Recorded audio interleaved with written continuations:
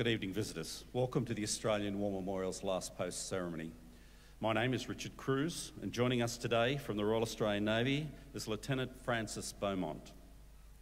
We warmly welcome the family of Private Andrew Williams, whose story will be told shortly. We welcome the veterans who have served, those that are still serving, and the families that love and support them. We acknowledge the members of RSL and Services Clubs Association, RSL Victoria and RSL Queensland, who are watching the broadcast of this ceremony across Australia. During this evening's ceremony, wreaths will be laid at the base of the Pool of Reflection by family, visitors and students on behalf of Pimlico State High School from Queensland. I invite you all to please stand and join in singing the National Anthem.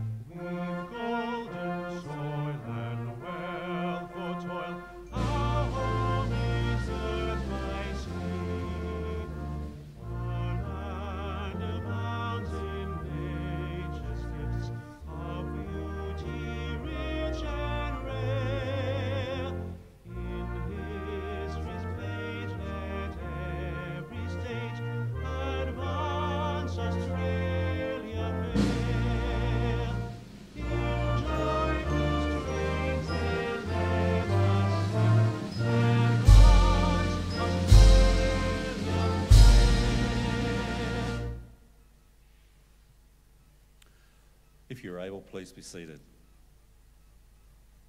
The Australian War Memorial was the vision of Charles Bean, Australia's First World War official historian.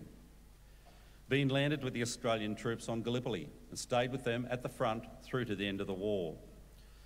The idea of this national memorial and museum came to him at Pozières, France, in the depths of the bloody fighting of 1916. Bean's idea was that this would be a place where families and friends could mourn loved ones buried in faraway places. It would also be a place that could help all Australians understand what these men and women had endured and what they had done for us. Bean's vision, to which we remain true, is best expressed as inscribed in the entrance to the memorial's galleries. Here is their spirit, in the heart of the land they loved, and here we guard the record which they themselves made. Tonight we'll read the story behind just one of those on the Roll of Honour, which lists the names of more than 102,000 men and women who have given their lives for us in war and operations for more than a century. But first we present a lament, Flowers of the Forest. Wreaths and floral tributes will now be laid at the base of the Pool of Reflection.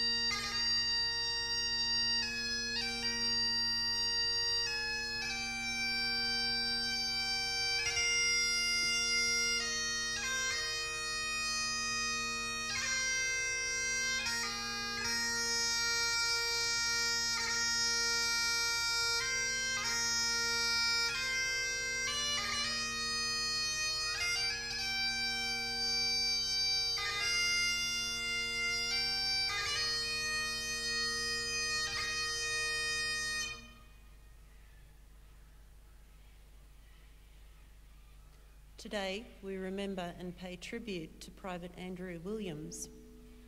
It is my great honour to read this story, as Private Williams was my great-great-uncle. Andrew Williams was born in Uralla in 1894 to John and Johanna Williams. He was raised in Rocky River near Armidale, where he attended the local school. He had 8 siblings, and following his education, he went to work as a labourer in the local district. His father died around 1911. Williams enlisted in the Australian Imperial Force in April 1916. He was posted to the 36th Battalion and underwent a period of training in Australia before leaving Sydney for active service overseas.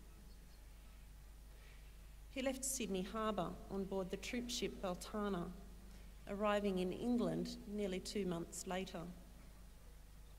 Williams continued training in England for the next 4 months, crossing to France in late November 1916. The 36th Battalion entered the trenches of the Western Front in early December 1916. The winter that followed would be one of the harshest seen by northern France for decades. The men suffered in the extreme cold, often holding the front line through heavy rain and even snow. The frozen ground, in some ways, a welcome relief from the muddy morass caused by the rain. Fighting on the Western Front died down over the winter months. But although the major campaigns came to a halt, each side harassed the other with artillery fire and occasional raiding parties. On the 22nd of January 1917, the 36th Battalion was holding the line near Armentières, near the Belgian border.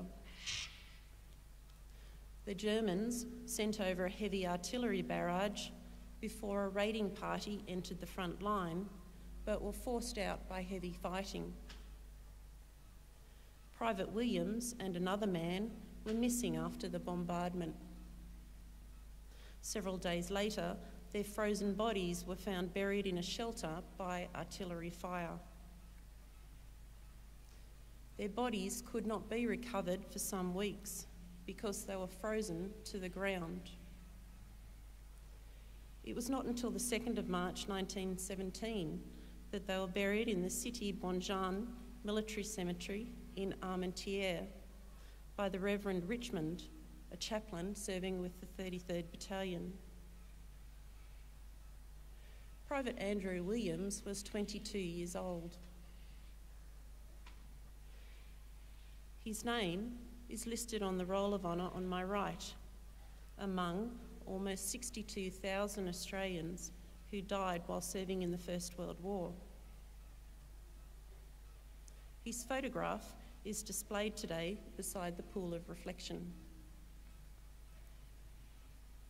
This is but one of the many stories of service and sacrifice told here at the Australian War Memorial. We now remember Private Andrew Williams, who gave his life for us, for our freedoms, and in the hope of a better world.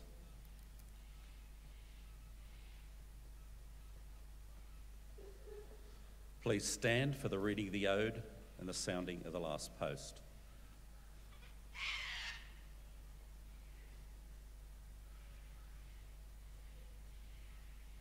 They shall grow not old, as we that are left grow old. Age shall not weary them, nor the years condemn. At the going down of the sun and in the morning, we will remember them. We will remember them.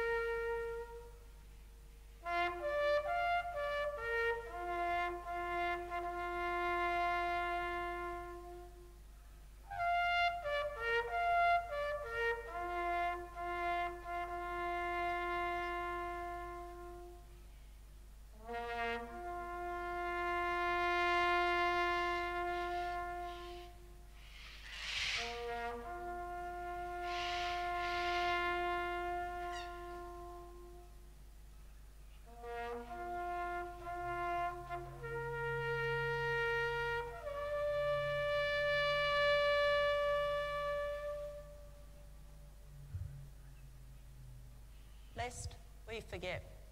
Lest we forget.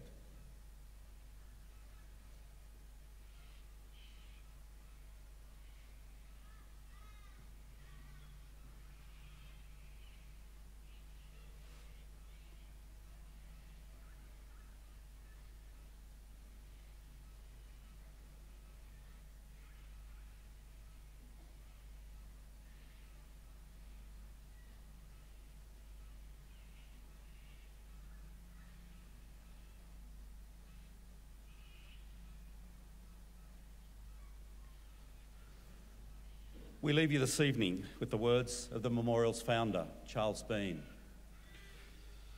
Many a man lying out there at Poziere or in the low scrub at Gallipoli with his poor, tired senses barely working through the fever of his brain has thought in his last moments, well, it's over. But in Australia, they will be proud of this. Ladies and gentlemen, girls and boys, that concludes this evening's last post ceremony. We thank you for visiting the Australian War Memorial and wish you all a very pleasant evening. Thank you.